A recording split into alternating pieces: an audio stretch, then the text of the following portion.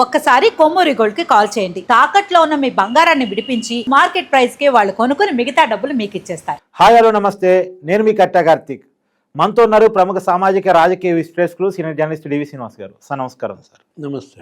Sir, Kakani Govardhan Reddy ఎట్టకేలకు దొరికాడు. అంటే జనవాసాన్ని వదిలి అరణ్యవాసంలోకి వెళ్ళాడు, అజ్ఞాతవాసంలోకి వెళ్ళాడు. మొత్తానికి పోలీసు దొరికి అది జైలు వాసాలు లెక్క పెట్టే పరిస్థితిలో పడ్డాడు. అది 57 రోజులు పరారీలో ఉన్న టైంలో ఉగ్రవాదులు వాడే ఇల్లీగల్ యాప్స్ని వాడాడంట. అంటే లొకేషన్ వేరుగా పెట్టుకొని ఆ యాప్స్ ద్వారానే అందరితో టచ్లో ఉన్నాడంట. అటు కుటుంబ సభ్యులతో కావచ్చు, లేదా అడ్వకేట్స్తో కావచ్చు, ఆ యాప్స్ నుంచే టచ్లో ఉన్నారంట. ఇప్పుడు ఆ యాప్స్ మీద చర్చ జరుగుతూ ఉంది. అలాంటి ఇల్లీగల్ యాప్స్ వాడటాన్ని ఎలా చూడాలి, ఈ అజ్ఞాతవాసంలోకి 55 రోజులు పరారీలో ఉంటాన్ని ఎలా చూడాలి, మొత్తంగా కాకాని గోవర్ధన్ రెడ్డి అరెస్ట్ని ఎలా చూస్తున్నారు మీరు?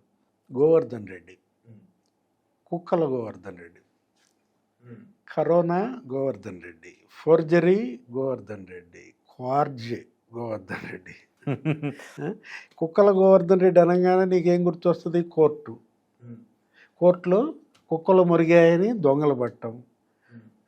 అంటే అసలు ఇతను ఏ విధంగా ఎదిగాడు? 5 సార్లు శాసనసభ్యుడిగా, మాజీ మంత్రిగా పరారీ, 2 నెలలుగా పరారీలో ఉన్నాడు. అవును, 4 రాష్ట్రాల్లో తిరిగినట్టున్నాడు. ఆంధ్రప్రదేశ్, తెలంగాణ, కర్ణాటక, కేరళ మొత్తానికి పట్టుకున్నారు. ఎక్కడ అతను కూడా వెల్నెస్ సెంటర్లోనే దొరికాడా, స్పాలోనే దొరికాడా? అంటే బాలాజీ గోవిందప్పని అక్కడెక్కడో మైసూర్ దగ్గర స్పాలో పట్టుకున్నారన్నారు. అట్లాగే ఈయన కూడా ఏదో మరి కేరళలో పట్టుకున్నారని, లేకపోతే బెంగళూరులో పట్టుకొచ్చారని. ఇవాళ అతను రకరకాలుగా అసలు అక్కడ సిఐ సుబ్బారావుని ఉద్దేశించి ఆయన అన్న మాటలు నిన్నగా మొన్న పరారీకి ముందు అసలు ఎలా మాట్లాడాడు ఏంటి? అట్లాంటి అంత ధైర్యం ఉన్నటువంటి వ్యక్తి పరారవ్వడం ఏంటి? మీరు అన్నారు ఉగ్రవాదులు వాడే యాప్ కూడా ఉపయోగించి తన లొకేషన్ తెలియనీయకుండా, అంటే విపిన్ యాప్ అనేది ఏదో వాడాడని, లేకపోతే అసలు డ్యాంగిల్, కంప్యూటర్కి డ్యాంగిల్ పెట్టుకుని వాడాడని. అంటే ఇవాళ సాంకేతికంగా వీళ్ళు ఏ విధంగా దాక్కోవాలని చూసినా వీళ్ళకన్నా ఒక ఆకు ఎక్కువ చదివింది పోలీసు. ఇప్పుడు ఇవాళ కాకాని గోవర్ధన్ రెడ్డి సోమిరెడ్డిపై అతను చేసిన ఆరోపణలు. అవును, 1000 కోట్లు అతను సోమిరెడ్డికి మలేషియాలో 68 ఎకరాలు ఉందన్నాడు. సోమిరెడ్డి కొడుక్కి హాంకాంగ్లో ఎకరాల భూములు అన్నాడు. సోమిరెడ్డి భార్యకి సింగపూర్లో భూములు అన్నాడు. ఓకే, అంటే తల చోటు ఉంది కుటుంబానికి. ఆ మొత్తం అసలు డాక్యుమెంట్ సృష్టించాడు. ఎవడో రామస్వామి అని, ఎవడో రామన్ అని, ఎవడో పెరియస్వామి అని, వాళ్ళందరూ ఇతని బినామీలని. మలేషియాలో 68 ఎకరాలు, అసలు 13.5 కోట్ల మలేషియా రింగెట్స్ అన్నాడు దాని విలువ. తర్వాత మళ్ళీ 1.35 కోట్ల రింగెట్స్ అన్నాడు దాని విలువ. ఆ ఫోర్జరీ డాక్యుమెంట్స్ అన్నీ ఇవాళ అతను పరువు నష్టం దావా వేసేసరికి అదే కోర్టులో నేను చెప్పిన కుక్కల గోవర్ధన్ రెడ్డి. ఏది దొంగలు పట్టం ఏంటి? దొంగలంట ఇనుము కోసం కోర్టులోకి వచ్చారంట, దొంగతనం కోసం. అక్కడ 17 కోర్టు బిల్డింగ్లు ఉన్నాయి. ఈ కోర్టులోకే వెళ్ళారు. అక్కడ 11 బీరువాలు ఉన్నాయి. ఈ బీరువాయే ఆ రోజు లాక్ ఓపెన్. ఆ బీరువాలో నుంచి ఆ ఫైళ్ళు, ఏది సోమిరెడ్డి ఫోర్జరీ డాక్యుమెంట్స్ తాలూకు ఫైళ్ళు ఎత్తుకుపోయారు. సిబిఐ దానిపైన ఎంక్వైరీ చేసి 80 మంది సాక్షుల్ని విచారించి ఒక 400 పేజీల డాక్యుమెంట్ ఇచ్చి క్లీన్ చిట్ ఇచ్చి పారేశారు. ఎవరికి? కాకానికి. కుక్కల మొరగడం ఏంటి, కోర్టులో ఫైళ్ళు దొంగలు ఎత్తుకుపోవడం ఏంటి? అందుకే అందనమాట ఏది కుక్కల గోవర్ధన్ రెడ్డి అన్నది. కరోనా గోవర్ధన్ రెడ్డి అంటారు ఆయన. తెలుసా ఆయన ఇల్లు నెల్లూరులో? అసలు నీకు జగన్మోహన్ రెడ్డి ఇళ్ళు ఏమనికి వస్తాయి? లోటస్ పాండ్ ఏమి సరిపోదన్నమాట. దాని పేరే కరోనా ప్యాలెస్ అన్నారు. ఓకే, ఏది పుట్ట పురుగు కూడా లోపలికి పోలేదు అంటే కరోనా ఆనందయ్య మంద. ఓకే, ఆ మందును అమ్మేసుకున్నారా?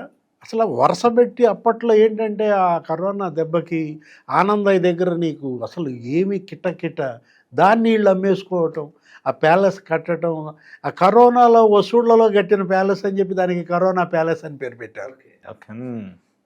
అంటే ఇవాళ ఇతని పైన ఫోర్జరీ ఈ కేసులే కాదు నీకు, అది ఏది ఇప్పుడు మన మాగుంట శ్రీనివాసులు రెడ్డి సంతకం ఫోర్జరీ. ఇప్పుడు అది ఇంకో కేసు ఉంది. ఆ సర్వేపల్లి రిజర్వాయర్లో ఆ గ్రావెల్ తవ్వకం, దానికి మాగుంట శ్రీనివాసులు రెడ్డి సంతకం ఫోర్జరీ చేశారు. ఆయన పేరు మీద పర్మిషన్ తీసుకున్నారు. అందులో ఆయన కూడా నిందితుడిగా చేరిస్తే ఆయన లబలబ.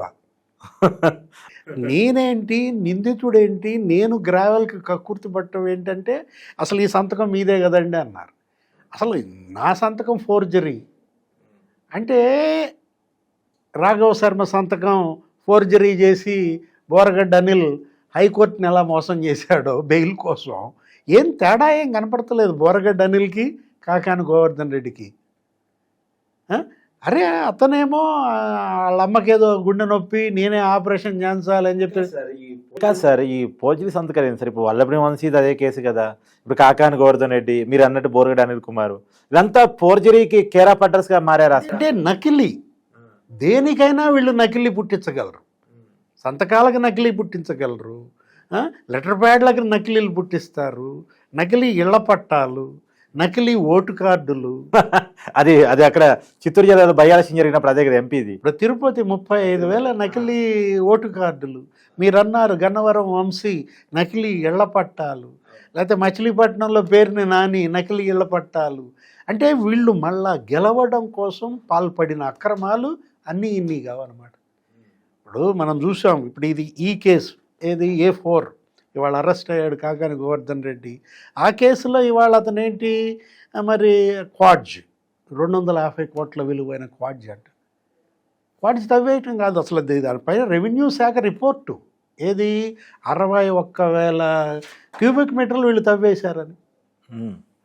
అదేమంటే సాక్షి ఏం రాస్తుంది, అక్రమ కేసులో కాకాని అరెస్ట్ అని రాశారు. సరే, సాక్షి పేరు మీరు ఎత్తారు కాబట్టి అడుగుతున్నాను. ఇది అక్రమ కేసు, కావాలని అరెస్ట్ చేశారు, పెట్టిన సెక్షన్స్ కూడా రెడ్ బుక్లో రాసినట్టు పెట్టారు. ఎందుకంటే A1కి A2కి కూడా ఈ కేసులో బెయిల్ వచ్చింది, కానీ కాకాని మాత్రం బెయిల్ రాకుండా అడ్డుపడ్డారు. ఇలాంటి మాట్లాడుతున్నారు. ఎవరు అడ్డుపడ్డారు? కోర్టుకి బెయిల్ ఇవ్వకుండా ఎవరన్నా అడ్డుపడగలరా? పోలీసులు కావాలని సెక్షన్స్ మార్చి నాన్ బెయిలబుల్ సెక్షన్స్ పెట్టారు అని. సుప్రీంకోర్టు ఎందుకు ఫైర్ అయింది కాకాని మీద? బెయిల్కి వెళ్ళాడు, ముందస్తు బెయిల్కి వెళ్ళాడు, అంటే సుప్రీంకోర్టునే కాకాని మోసం చేశాడు. మనం ఇందాక అన్నది అదే, బోరగడ్డ అనిలేమో ఇక్కడ హైకోర్టు జడ్జి గారిని మోసం చేసి బెయిల్ తెచ్చుకున్నాడు, ఈయనేమో సుప్రీంకోర్టు జడ్జిని మోసం చేసి బెయిల్ అడిగాడు. పాత కేసులు ఉన్నాయనేది కప్పిపెట్టి నా మీద అసలు ఏ కేసులు లేవు అని పెట్టాడు. దానిపైన సుప్రీంకోర్టు కన్నెర్ర చేసింది. అసలు పొరపాటును కూడా బెయిల్ ఇచ్చే ప్రసక్తే లేదని. ఇన్ని కేసులు నీ మీద పెట్టుకుని నా మీద కేసులు లేవని బెయిల్ ఎలా అడుగుతావు? అంటే వీళ్ళు బెయిల్స్ కోసమో లేకపోతే నీకు జడ్జీలనే మోసం చేస్తున్నారంటే, ఇవాళ జడ్జీలు ఎందుకు వీళ్ళ పట్ల ఇంత కన్నెర్ర చేస్తున్నారు అంటే కారణం ఇదే. అవును, ఇప్పుడు అక్రమ కేసు అని మరి సాక్షి రాసిందంటే ఇక ఇవన్నీ అక్రమ కేసులు అయితే ఏది సక్రమ కేసు? ఒక్క చంద్రబాబు మీద స్కిల్ డెవలప్మెంటే సక్రమ కేసా? ఇప్పుడు ఇవాళ సాక్షిని, జగన్మోహన్ రెడ్డిని, ఇవాళ వైఎస్ఆర్ కాంగ్రెస్ పార్టీని ప్రజలు అర్థం చేసుకుంటున్నారు. వాళ్ళు ఏది చెప్పినా ప్రజలు రివర్సల్ అర్థం చేసుకుంటున్నారు. వాళ్ళు నిజమంటే అది అబద్ధమని, వాళ్ళు అబద్ధం అంటే అది నిజమని. కాకాని గోవర్ధన్ రెడ్డి ఇప్పుడు ఈ ఒక్క కేసు మనం తీసుకున్నట్లయితే ఈ క్వాడ్జ్ సార్, ఇప్పుడు మామూలుగా మనం చూస్తాను, వల్లభ్రి వంశీ అరెస్ట్ అయిన తర్వాత కేసు మీద కేసు పడి ఒకసారి బెయిల్ వచ్చినా కానీ వేరే కేసులో రిమాండ్కి వెళ్తున్నటువంటి పరిస్థితి. ఇప్పుడు ఇతని మీద కూడా అనేక కేసులు ఉన్నాయి కాబట్టి ఎన్నాళ్ళ పాటు జైలు జీవితాన్ని గడపాల్సిన పరిస్థితి రావచ్చు. ఇప్పట్లో బయటకు వచ్చే అవకాశం ఉందా? అంటే బహుశా మాజీ మంత్రి తొలి అరెస్టా? మనం ఏమనుకున్నామంటే గతంలో కూడా వీడియో చేసాం, వీళ్ళ మధ్య ఏదో రేసు నడుస్తోంది, మాజీ మంత్రులు నేను ముందు అరెస్ట్ అంటే నేను ముందు అరెస్ట్ అని. మనమేమనుకున్నాం, విడుదల రజనీ అరెస్ట్ అవుద్ది అనుకున్నాం, కొడాలి నాని ఇవాళ అరెస్ట్ అవుతారు అనుకున్నాం, లేకపోతే కొడాలి నాని అరెస్ట్ అనుకున్నాం, లేకపోతే అసలు పెద్దిరెడ్డి రామచంద్రారెడ్డి ఆయన మీద అనేక కేసులు ఉన్నాయి.